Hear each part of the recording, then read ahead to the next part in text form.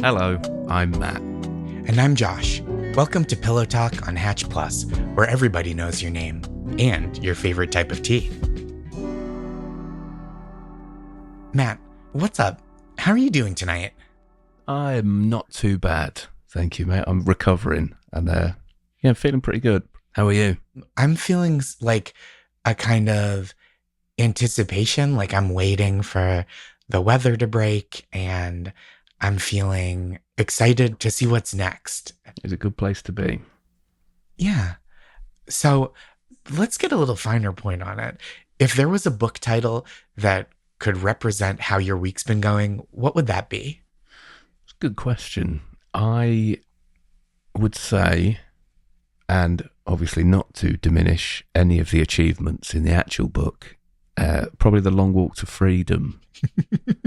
That's where I've been.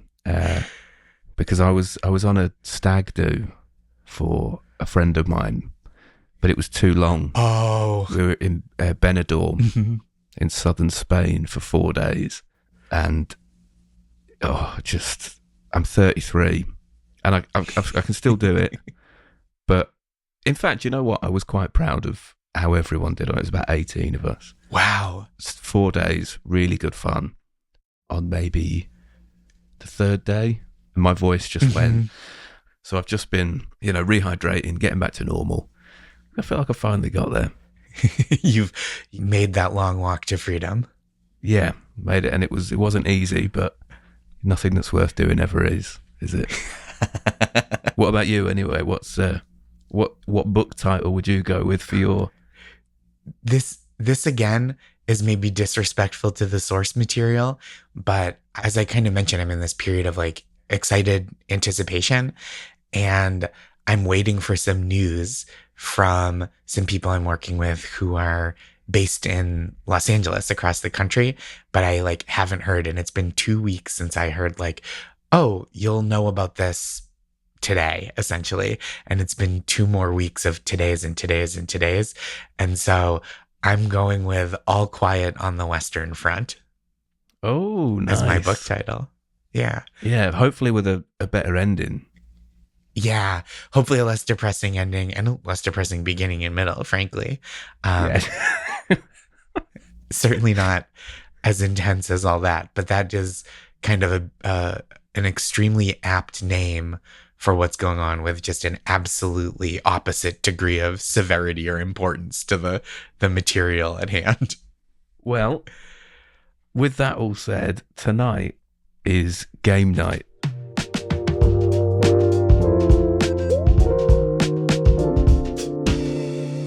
That should take your mind off it a bit.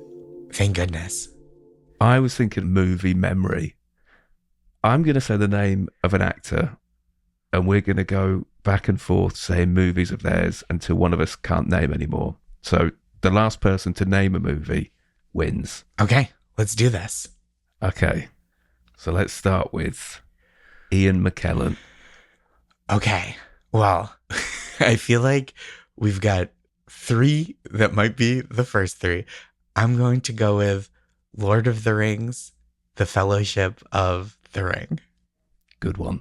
Thank you. I will follow that up with, I'm just going to caveat this whole game so that the listeners are aware. I am terrible at movie knowledge, and I think, Josh, where are you on it? Just so we've got an overview of where we're at before. Also bad. Every time I play a game like this, I go through like the few that are in my mind, and then someone names like the most famous movie of all time that this person is the star of and on the poster. And I go, yeah, that would have been good for me to remember. That would have been much better. That would have been good, yeah. I will go with Lord of the Rings, The Two Towers, which I think I'm pretty sure that's Lord of the Rings.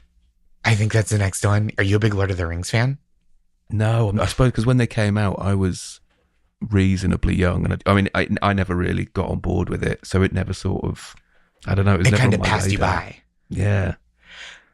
I was just old enough that this was kind of the perfect thing for us, the Lord of the Rings movies, because it would come out right around Christmas.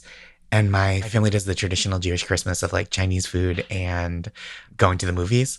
And for 3 years in a row, we kind of had the movies sorted. Can I just say that is an amazing Christmas tradition? Chinese food and going to the cinema. Yeah. And some years are better than others. Last year, I didn't go visit my family. My wife and I watched Anora, which ended up winning Best Picture. And we had a good time doing that. We had like a screener, so we watched it at home, and that was really fun. Is Ian McKellen in that by any chance? He's not, but he is in Lord of the Rings, Return of the King. Oh, that's what it's called. Yeah. Couldn't think of that. Is he in any of the sort of spin-off? Is it The Hobbit and... It's a good question. And then there was The Hobbit 2, right? Wasn't it just The Hobbit 2? Smaug's Gold, the dragon or something? Yeah, that rings a bell. That does ring a bell. But I don't know if I he think was we in should it, give though. ourselves credit for both of these. It's also so funny because he's like so old and has been acting for so long and is such a legend. And we're like, well, we got 3 movies that all came out within 4 years of each other, and we're out. I'm gonna go Hobbit 2. I would be happy to give you that, I think. All right, back in your court. I showed such goodwill there, I think. It was very magnanimous. I was sort of thinking about The Hobbit 2.5, maybe. I'll give you that. Yeah, you Yeah. can take that. Okay. And at this point, I embarrassingly have to tap out. We've gone through all the Lords of the Rings. We've gone through all the Hobbits. We got 6 movies deep. And I have to concede victory to you. That is a shock, and it feels good. Because this is not my... I mean, I do feel like I've stolen it somewhat. The Hobbit 2.5 is absolutely not a film. But I did have one more Ian McKellen in the chamber, but... What else do you have? Well, it was only if we were counting TV shows. And I'm not sure if we were. No, I think that's fair. One of my favourite episodes of any TV show is, you know, the Ricky Gervais show Extras. Mm-hmm. The Ian McKellen episode yeah. of that is so Yep. funny. Yeah, it's a blast. Well, congratulations on your victory. You earned it and you deserve it. Thank you very much, Josh. I don't believe you, but Of I will course. take it, absolutely. Okay, here's the next one. Let's go through the filmography of Sarah Jessica Parker. Yeah. Do you want to go first on that one? This is a fascinating one because I remember when I was young, she was like a movie star, right? Who was like in a lot of different kinds of movies and a lot of like kind of light comedies and rom-coms. But then for the last like, again, quarter of a century, for the last 25 years, it feels like she's been so locked in as Carrie Bradshaw. And people look at her and they go, that's Carrie Bradshaw right there. So I'm going to start with the Sex and the City movie. Yeah, that's a really good... That is... But do you know what? I think there's a film that I'm pretty sure she's in, and this is so obscure, but it was a film that for some reason I had on VHS when I was a kid, and I watched it relentlessly. But did you ever watch Dudley Do-Right? No, the Brendan Fraser one, yeah? He's like a Mountie. Brilliant film. I'm pretty sure she's in that. We have confirmation from our producer in the pillow fort that she is in that. That's a great call. I would have had to name probably every movie that I've ever heard of before I got to Dudley Do-Right for this. When we do these, I do think a lot of the time, you know, people will be screaming at their hatch with I names know. of movies. No one was screaming Dudley Do-Right at that point. Nope. No That's one. right. You showed them all. You really beat them you cut them to the quick, I think, with Dudley Do-Right. Okay. I'm going to go. Actually, wait. No, I'm going to play strategy. I was going to do a throwback, but I'm going to keep this one in my back pocket. And I'm going to go the second Sex and the City movie, Sex and the City 2. That's a really good tactical move, that. Very, very good. Really blockading the exits to this game. It's good. You're playing dirty, and I can't blame you. And then next will be Sex and the City 2.5. I think this was a 7-hour epic that they made into 2 different movies. You've read me like a book. I don't know if she was, but I feel like she should have been in Mamma Mia. Oh, I could see her. I don't think she was, but I could see her having been in that. We're hearing incorrect. She was not in it. That's a travesty. It is a travesty. What were they doing not casting her? My last one, this was the one I was holding back, is Honeymoon in Vegas. Nice. It was the less dire of the Nicolas Cage in Las Vegas movies. What year are we talking for that? 1992. Wow. Okay. So she's had such a long and illustrious career, but I feel like it's so defined by Sex and the City now. And Dudley Do Right. It really is. Yeah, and Dudley Do Right, yeah. The tagline for Honeymoon in Vegas was a comedy about one bride, two grooms, and 34 flying Elvises. Brilliant. I forgot that movie taglines used to say what kind of movie it is, right? Because now you would never have a poster for whatever girls trip and be like a comedy about a girls trip. The tagline would be like, uh-oh, things are happening to our friends. There is a charm to them being like, remember, this is a movie. I think enough people are like, well, this is probably just real life. You're like, no, man, it's The Beekeeper. This is an action movie starring Jason Statham, who responds to elder abuse with blood-curdling violence. That's a good tagline. Okay, let's play one more because it's tied 1-1 on this. And I have the perfect name. I think this one could be a real knockdown, drag out competition. So let's go one after the other, naming the films of the aforementioned Nicolas Cage. I like it. Yeah, great idea. You go first with this one. Okay, I'm going to go with Con Air. Great one. Also had a rugged ending in Las Vegas. Yeah. That's where they bring the plane down right on the Las Vegas Strip. I'm going to go with Adaptation, which I saw on a lot of people's best movies of the 21st century list. And I agree. That's one of my favorites. I've not heard of Adaptation. Is that bad? Oh, no. That's okay. It's great. It was Charlie Kaufman and Spike Jonze's follow-up to Being John Malkovich, and Nicolas Cage plays twin brothers in it. It is, I really super recommend it. It's great. Wow, nice. And I will go with next. I'm opening a can of worms here because I know there's a few of them. National Treasure. Yeah, a classic. Honestly, to me, he was the national treasure. Honestly, I think he is your national treasure. The best. Next, I'm going to go with Next, which is a movie from the mid to late aughts where Nicolas Cage plays a Las Vegas magician. I guess this is another Las Vegas Nicolas Cage movie. I feel like half his movies are in Vegas, but he plays a Las Vegas magician who can actually see 2 minutes into the future, and the FBI recruits him to solve crimes.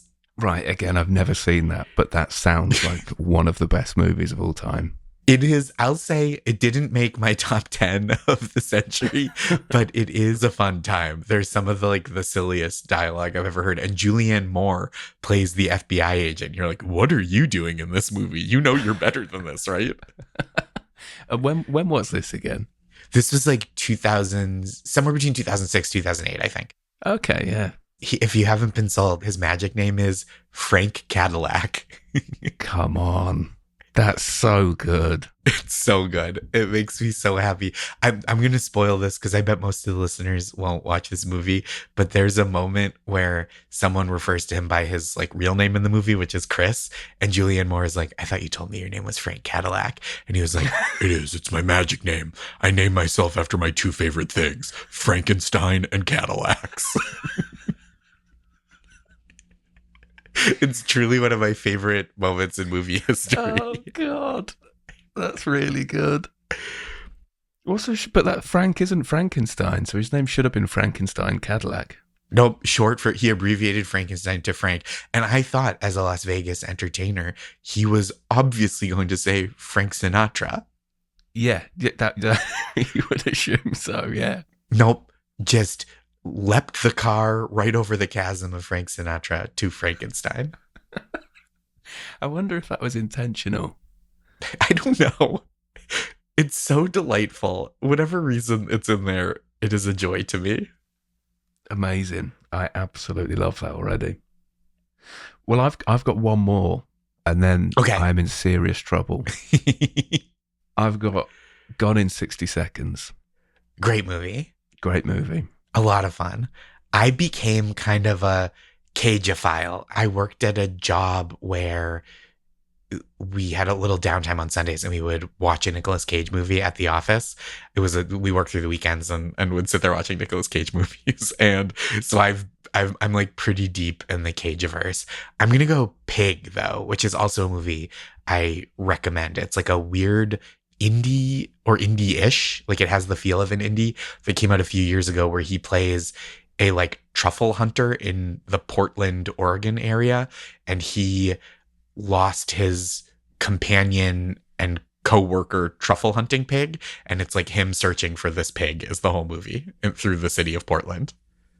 I do feel like he's just found his place, hasn't he? Where it's sort of that kind of campy, like not too serious. There is like a gentle, like kind of a pathos to it, and I think he's like a good enough actor that he plays such an intense emotional reaction in every situation. I like really love Nicolas Cage. My theory about Nicolas Cage that I'd like to propose to you is that like if you were sitting on an airplane and the seat next to you is open and any character that Nicolas Cage played in his entire career sat down next to you and started talking, you'd be like, this is the most fascinating person I've ever met in my life. What a ridiculous guy. Including Nicolas Cage himself, either him or any of his characters. I would love if Nicolas Cage would sit down beside me on an airplane. I feel like it would be like a true, my emotional weather report would be smooth skies, nothing but sunshine. Yeah, for all time. I've got a mate who looks a bit like Nicolas Cage, and he went to there's sort of a trend at the moment of people doing these like lookalike competitions in the middle of city centres, on like Twitter and things. And he turned up to a Nicolas Cage lookalike thing in Leicester Square in London. And I've always thought for years, he looks so much like Nicolas Cage. Like, it's unbelievable. And he went to this lookalike thing and posted a photo. He didn't even make the top 5. Like, there is so many people who look identical to Nicolas Cage. It's so unsettling that I think there is something going on with him, I think there's some sort of like he's broken through the matrix somewhere. He's just in the ether, and good for him. Yeah, he deserves it. Do you know what? He's worked hard for it. He's worked hard. Well, on that note, I think I took this game. I think 2-1. It's been a pleasure competing with you. It has been an absolute pleasure. You did win it. And I'm just grateful that it was by quite a small margin, because I really thought that would be a whitewash on that. So yeah, congratulations, mate. Thank you. And with that, I better turn in, I think. I am shattered after all that Nicolas Cage chat. Same. I don't think I have another thought in my head. So thank you for the excellent bedtime chat, and I'll talk to you next time. Good night, Matt. Talk to you later, mate.